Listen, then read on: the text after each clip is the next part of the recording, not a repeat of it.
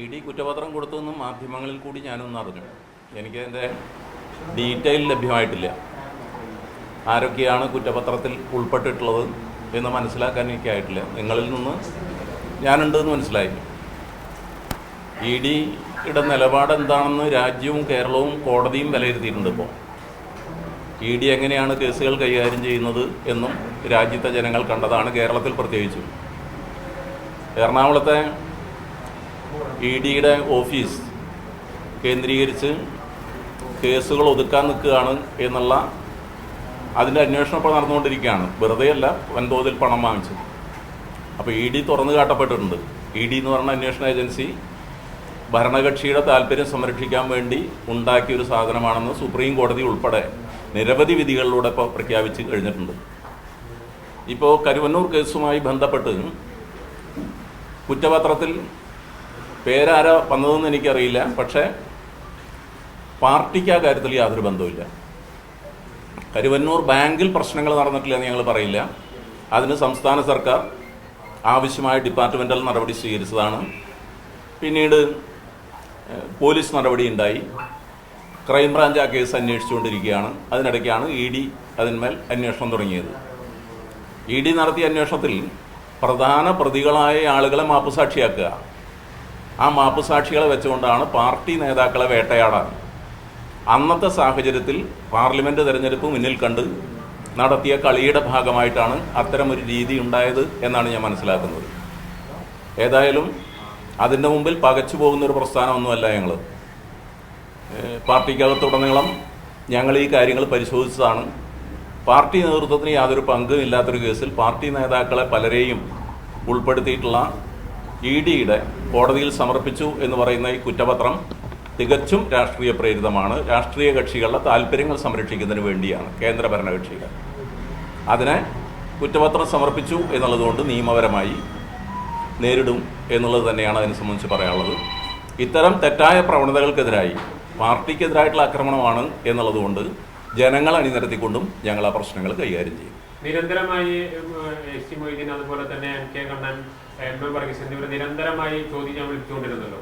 അത് കഴിഞ്ഞിട്ട് കെ. രാധാകൃഷ്ണനെ പ്രതികരിച്ചത് ചോദ്യം ചെയ്ത് മൊഴിയെടുത്തതിന് ശേഷം ഒന്നുമില്ല, ഒരു തെറ്റും ചെയ്തിട്ടില്ല എന്ന് അവിടെ പറഞ്ഞ ഇ.ഡി ഉദ്യോഗസ്ഥ തന്നെയാണ് ഇപ്പോൾ പ്രതിചേർത്തിരിക്കുന്നതെന്നാണ് പറയുന്നത്. അതെ, അത് തന്നെയാണ് പറഞ്ഞത്. രാധാകൃഷ്ണനെ പോലുള്ള സംശുദ്ധമായൊരു വ്യക്തിത്വത്തെക്കുറിച്ച് ഇപ്പോൾ ഒരു പ്രത്യേക സന്ദർഭമാണ്. ഇപ്പോൾ ഒരു ഉപതെരഞ്ഞെടുപ്പ് വന്ന ഘട്ടത്തിലാണ് തിരക്ക് പിടിച്ചു എന്ന് പറഞ്ഞുകൂടാ, കുറേ കാലമായി ആരെയൊക്കെ ആകണം പ്രതികൾ എന്ന് അന്വേഷിച്ച് നടക്കുന്ന ഒരു ഘട്ടത്തിലാണ്.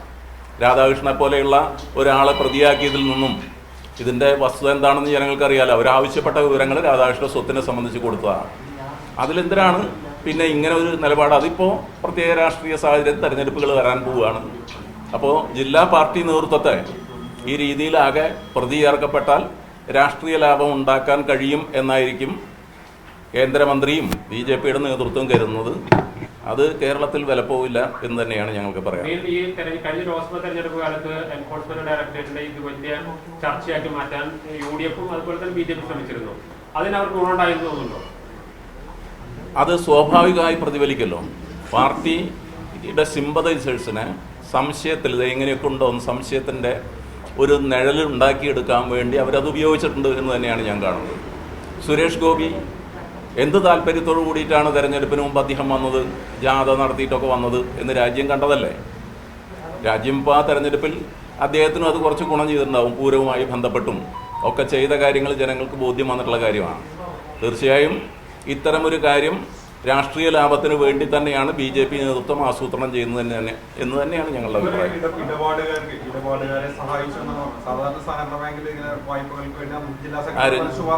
ഞാനോ?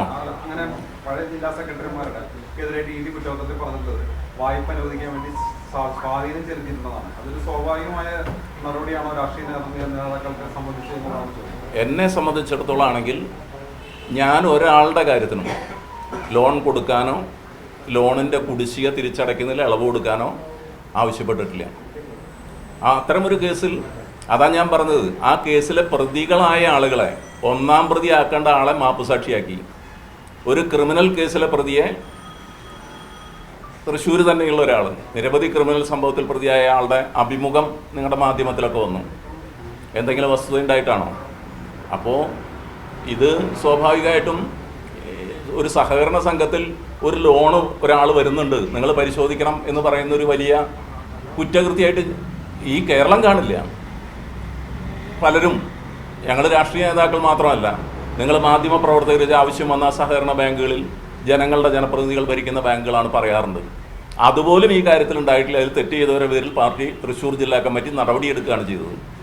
അവരുടെ പേരിൽ പാർട്ടി നടപടി മാത്രമല്ല, പോലീസ് നടപടിയും ഡിപ്പാർട്ട്മെന്റൽ നടപടിയും ഉണ്ടായി, റിക്കവറി തുടങ്ങി. അപ്പോൾ അതിൽ അവർ കാണിച്ച പശകിനെതിരായി എല്ലാ നടപടിയും പാർട്ടി സ്വീകരിച്ചിട്ടുണ്ട്, ഗവൺമെന്റ് സ്വീകരിച്ചിട്ടുണ്ട്. മറ്റൊരു പ്രധാനപ്പെട്ട വിഷയം പാർട്ടിയെ തന്നെ പ്രതി ചേർക്കുകയാണ്. അങ്ങനെ കുറ്റപത്രത്തിൽ 26-ാം അറിവുപ്രകാരം 26-ാം പ്രതിയായിട്ടുണ്ട്. CPM-നെ തന്നെ പ്രതി ചേർക്കുന്ന അങ്ങനെ ഒരു സംഭവം നമ്മൾ ഇതുവരെ കേട്ടുകേൾവിയില്ല. അതെ, അത്തരമൊരു സംഭവം ഉള്ളതിൽ നിന്ന് തന്നെ നിങ്ങൾ ആ വിഷയം മനസ്സിലാക്കണം എന്നാണ്, ജനങ്ങളും ആ വിഷയം മനസ്സിലാക്കണം എന്നാണ് എനിക്ക് അഭ്യർത്ഥിക്കാനുള്ളത്. ഇപ്പോൾ കോൺഗ്രസിനെ ആകെ പ്രതി ചേർത്തില്ലല്ലോ നാഷണൽ ഹെറാൾഡ് കേസിൽ. അതിൽ കക്ഷികളാരാണ്? അവരെയാണ്. പക്ഷേ ഇവിടെ പ്രത്യേക ലക്ഷ്യം വെച്ച് ചെയ്യണം. BJPക്ക് ഒരു ലക്ഷ്യമുണ്ട്. ED BJPയുടെ ആ ലക്ഷ്യം നടപ്പാക്കാൻ വേണ്ടിയുള്ള ഉപകരണമായി മാറുന്നു എന്ന് പരസ്യമായി പ്രഖ്യാപിക്കുന്നതാണ് ഈ കുറ്റപത്രത്തിൽ നിങ്ങളുണ്ട് എന്ന് പറയുന്ന വിശേഷങ്ങൾ. എന്നോടുണ്ടായില്ല. എൻ്റെ വീട്ടിൽ വന്നപ്പോഴും അവർക്കുള്ള എല്ലാ സാധനങ്ങളും ഞാൻ തുറന്ന് കാണിച്ചു കൊടുത്തതാണ്. എൻ്റെ വീട്ടിൽ നിന്ന് ഒന്നും കിട്ടിയിട്ടില്ല എന്നവരെ എനിക്ക് എഴുതി തന്ന കടലാസ് എൻ്റെ കയ്യിലുണ്ട്. എൻ്റെ ഭാര്യയുടെയും മകളുടെയും പേരിലുണ്ടായിരുന്ന അക്കൗണ്ടുകൾ മരവിപ്പിച്ചത് നീതി നിഷേധമാണെന്ന് പറഞ്ഞ കോടതി വിധിയുണ്ട്.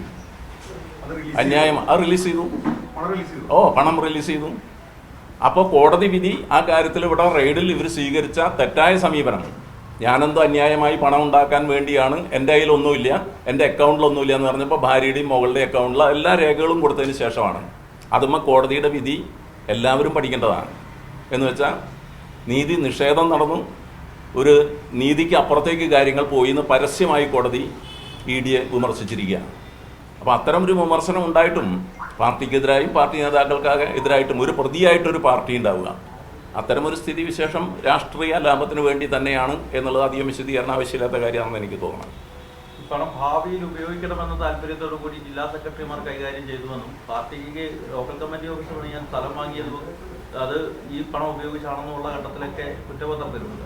ഞങ്ങളുടെ ഈ ഓഫീസ് പണിതുണ്ട്. കേരളത്തിൽ ബ്രാഞ്ച് മുതൽ സംസ്ഥാന കമ്മിറ്റിയും കേന്ദ്ര കമ്മിറ്റിയും വരെ ഞങ്ങൾക്ക് ഓഫീസുണ്ട്. നാട്ടുകാരുടെ പണം ഉപയോഗിച്ചിട്ടാണ് ഞങ്ങൾ ചെയ്തിട്ടുള്ളത്. ആ പണം ഞങ്ങൾ ബാങ്ക് അക്കൗണ്ടിലിട്ടിട്ടുണ്ട്. ആ ബാങ്ക് അക്കൗണ്ട് വഴിയാണ് ഇതൊക്കെ ചെയ്തിട്ടുള്ളത്. ഇതിന് ഇലക്ഷൻ കമ്മീഷനും ഇൻകം ടാക്സ് ഡിപ്പാർട്ട്മെൻറ്റ് ഞങ്ങൾ കണക്ക് കൊടുക്കണമാണ്. ഓഡിറ്റിന് വിധേയമായ കണക്കുകൾ എല്ലാ വർഷവും സമർപ്പിക്കുന്ന പാർട്ടിയാണ്. ഞങ്ങൾ ഇലക്ട്രൽ ബോണ്ട് വാങ്ങിക്കാൻ പോകുന്നൊരു പാർട്ടിയല്ല. ഇലക്ട്രൽ ബോണ്ടിനെതിരായി ഞങ്ങൾ തന്നെയാണ് കോടതിയിൽ പോയത്, പാർട്ടിയുടെ അന്തരിച്ച ജനറൽ സെക്രട്ടറി. അപ്പോൾ ഇലക്ട്രൽ ബോണ്ട് എന്ന് പറഞ്ഞാൽ അഴിമതി നടത്തുന്ന ആളുകൾ, അത്തരം ആളുകൾക്കാണ് അത് ബാധകം.